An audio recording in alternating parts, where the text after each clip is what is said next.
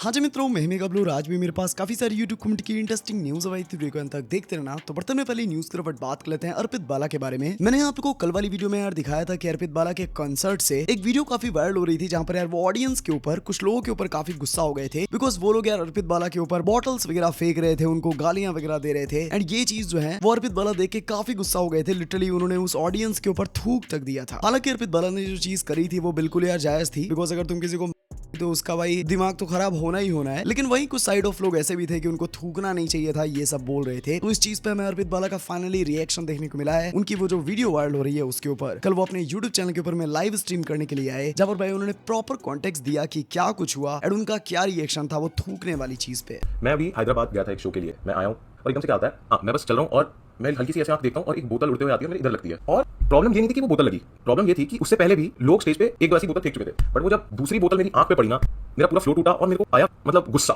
अगर आप एक तरीके से देखें कि एक आदर्श आदमी होता है कि हाँ भाई आपके साथ में अगर कोई कुछ बुरा करता है, everything be the bigger person, turn the other cheek, है ना, एवरीथिंग करना चाहिए। बट प्रॉब्लम ये हुई, ये सारी चीजें ना तब तक ठीक लगती हैं जब आपको कोई कुछ कह रहा है। ये सारी चीजें तब तक ठीक लगती हैं जब आपके किसी ने ऐसे हल्का सा ऐसे कुछ पोक कर दिया। बट जब आपके चेहरे पे कोई चीज फेंकी जाती है ना, आंख पे, मुंह पे, भाई वो ना डिसरिस्पेक्ट नहीं होता, वो एक तरीके से आई वुड से सेफ्टी हैजार्ड। प्रॉब्लम ये हुई कि जब उसने मुझे मारा तो वहां पे जो ग्रुप वाले लड़के थे, जैसे मैंने उनकी तरफ देखा तो ऐसे होने लग गए, जैसे मैंने देखा नहीं उन लोगों को ये सब करते हुए। तो मैंने उनको गालियां दी, सब कुछ दिया। जैसे ही वो गाली गलौज हुई तो वो लोग भी देने लग गए।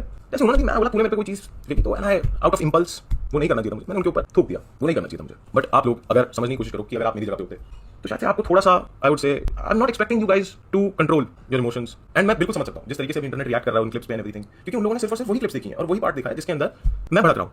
शायद से लोगों को मेरा भड़कना मेरी मतलब सेफ्टी से ज्यादा मतलब व्यूज ला रहा है। The point I am trying to make is कि आप लोगों को लगता है कि मेरा एक पर्सोना है कि हाँ भाई ये तो अर्पित है, हम इसको कुछ भी बोल सकते हैं, इसके साथ कुछ भी कह सकते हैं। मैं कहता हूँ उसको वहीं तक ही रहने दो ना, कुछ भी बोलो। बट जब आप वो एक बाउंड्री क्रॉस करते हो और चीजें फेंकते हो, you can not expect me to be all dilly dally about it यार। मैं अगर वापस जाऊं तो हाँ भाई कहने को मैं बोल दूं कि हाँ भाई मैं नहीं थूकता, नहीं देता गाली।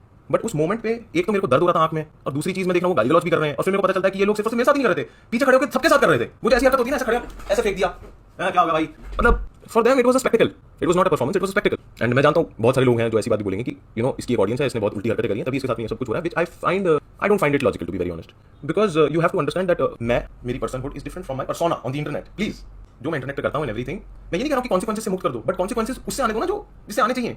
अगर मेरा कभी टच वुड ना हो, पुलिस वालों के साथ में केस होता है, कुछ भी होता है, गवर्नमेंट में 100% भाई मैंने कुछ बोला उसके लिए हो रहा है, कोई दिक्कत नहीं है। बट भाई आप लोग अगर खुद ही चीजें उठा के फेंक रहे हो everything and then you expect me to not do anything about it, I think it's a bit unfair. तो बाकी बढ़ते नेक्स्ट न्यूज़ तरफ बात कर लेते हैं UK07 रेडर के बारे में। तो फाइनली भाई UK07 रेडर ने अपने चैनल के ऊपर में कोई व्लॉग अपलोड किया है अपडेट्स वगैरह देते हुए। जैसे कि मैंने आप लोग को अभी एक दिन पहले ही बताया था यार कि UK07 रेडर जो है वो फादर बन चुके हैं, तो वो अपने बेबी के ऊपर रिएक्शन भी देते हैं। उन्होंने एक बात भी बोला कि मेरा मेंटल स्टेट इतना खराब है इस समय कि मुझे क्या कुछ रिएक्शन देना चाहिए अपने बच्चे के ऊपर, मैं प्रोसेस ही नहीं कर पा रहा हूँ। मैं लिटरली पागल हो गया था उस टाइम पे। सिर्फ इतना ही नहीं, आप लोग को पता होगा जब पूरा ही सीन हुआ था इंस्टाग्राम लाइव पे भाई UK07 रेडर का, तो कुछ उनके फैंस जो है उनके घर पे जाके उनके मम्मी पापा भाई से सब बोल रहे थे कि यूके के साथ में ऐसा ऐसा कुछ हो गया है, तुम लोग को जाके उसको देखना चाहिए। तो उनके मम्मी पापा एंड भाई का ये रिएक्शन देखने को मिला था कि हमें उससे कोई मतलब नहीं है, उसके साथ कुछ भी हो जाए हमें कोई लेना देना नहीं है। तो इस चीज पे भी UK07 रेडर ने रिएक्ट किया। उन्होंने क्या कुछ कहा भाई मैं आप लोग को दिखा देता हूँ पूरा कॉन्टेक्स्ट। मेरे आसपास के जितने भी दोस्त थे सब लोगों ने ना मेरे बात टाली टाली टाली।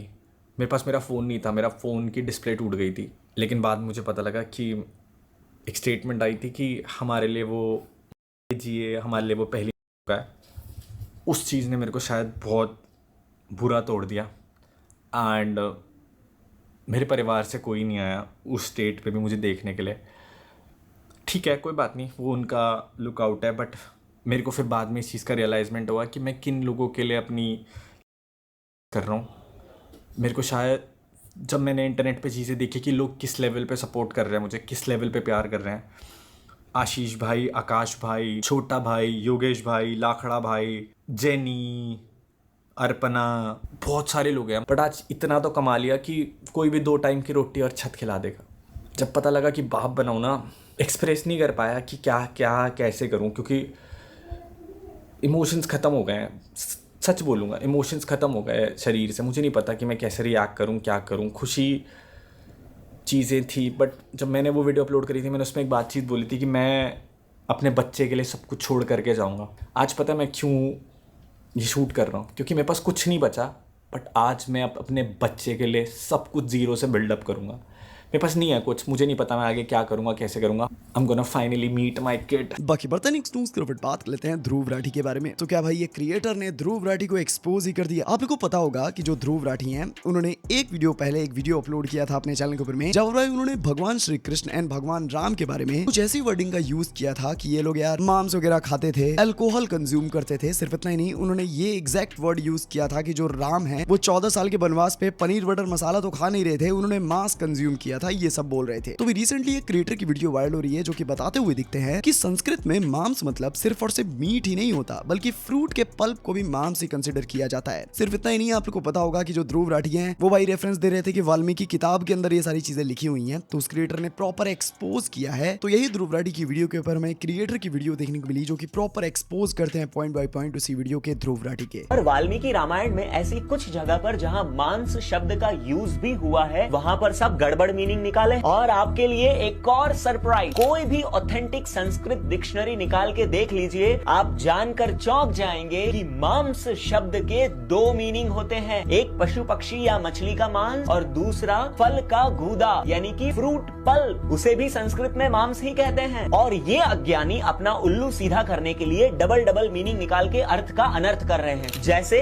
इस जगह पर देखिए, ओल्डेस्ट शिरोमणि टीकाकार ने मांस को मुनियों द्वारा खाए जाने वाले फल बताया है। आप मां सीता की पर्सनालिटी से सोच भी सकते हैं कि वो मांस और मदिरा से गंगा माता की पूजा करेगी। सुर घट मतलब मदिरा का गड़ा नहीं, सुर प्लस अघट मतलब जो देवताओं सुरों के लिए भी असंभव है। ऐसे हजारों पदार्थों से माँ सीता गंगा माता की पूजा करना चाहती है। साथ में मांस नहीं, फ्रूट पल्प और भोग विलास के बिना, पर इन्होंने पूरा गड़बड़ी मीनिंग निकाल दिया। और बाकी हम लोग ध्रुव राठी के ही बारे में बात करें तो आप लोग को पता होगा ध्रुव राठी का भी जो धुरंधर 2 एक्सपोज वीडियो देखने को मिला, इस चीज पे क्रिएटर ने भाई ध्रुव राठी को काफी बुरी तरीके से रोस्ट कर दिया। आप लोग को पता होगा जिस तरीके से ध्रुव राठी ने धुरंधर 2 मूवी को प्रोपेगेंडा बोला, उसी तरीके से उस दूसरे क्रिएटर ने भाई स्पाइडरमैन मूवी को प्रोपेगेंडा बोला। हालांकि ये सारी चीजें भाई ध्रुव राठी की पैरोडी करने के लिए थी। मैं तुम्हें वो वीडियो दिखाता हूँ, काफी फनी वीडियो है। नमस्कार दोस्तों, 2002 में एक प्रोपेगेंडा मूवी आती है स्पाइडरमैन नाम से। ये मूवी आपको दिखाती है कि मकड़ी के काटने पे इंसान के हाथ से कैसे जाले निकलने लग जाते हैं और वो हवा में झूल पाता है, दीवारों से चिपक सकता है।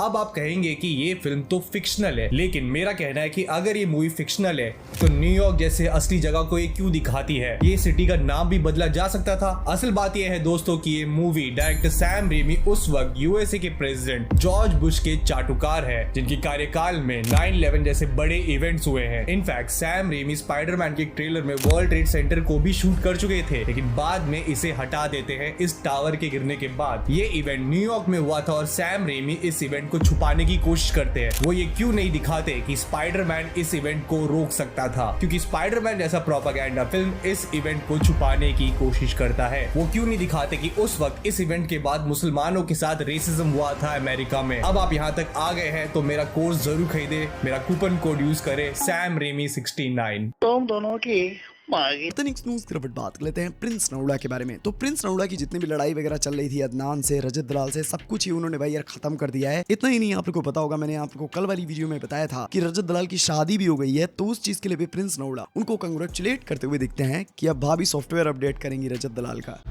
Hi everyone, so little update कि मेरी इंटरव्यूज के बाद लोग मेरे जितने प्यार करने वाले मुझे पूछ रहे हैं कि भाई आपकी पर्सनल लड़ाई हो चुकी है इनके साथ। सो ऐसी कोई भी बात नहीं है, हमारी शो की बातें हैं, वो शो पे ही रहने दो। हम जो मीडिया से भी बात हो रही है, मैं भी ऐसे कोई बात करता नहीं हूँ, क्योंकि मुझे आगे से उनके रिएक्शन सुनने को ऐसे मिले थे मीडिया में, तो हमने ऐसे रिएक्शंस दिए हैं। बाकी हमारे भाई की शादी हो गई यार, कंग्रेचुलेशन है उसको, है तो हमारा भाई, कोई चक्कर नहीं है। थोड़ा छोटा है, जब बड़ा होगा समझदार हो जाएगा। तो जितने भी मेरे प्यार करने वाले हैं ना यार, कोई प्लीज आपस में हेट मत फैलाओ, प्यार रखो यार। शो खत्म हो चुका है, चाहे वो अदनान हो चाहे वो कोई भी हो, ठीक है। उनके साथ कोई भी ऐसी पर्सनल बात नहीं है, वो शो की बात है। और शो की जो लड़ाई झगड़े होते हैं कई बार वो आ जाते हैं बाहर और हम मेल ईगो में ले लेते हैं। सो उस बात को खत्म कर सारे आपस में प्यार करो यार। फैंस जितने भी एक दूसरे के प्यार करने वाले हैं वो भी आपस में प्यार करो यार। और रजत मेरे भाई, कंग्रेचुलेशन फॉर योर मैरिज।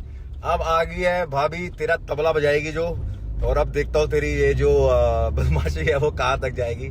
इंसान एक टाइम तक सब कुछ करता है, उसके बाद इंसान की लाइफ में कोई ऐसा आ जाता है जो मैच्योर हो जाता है। अब उसकी लाइफ में ऐसा टाइम आ गया कि वो मैच्योर हो जाएगा।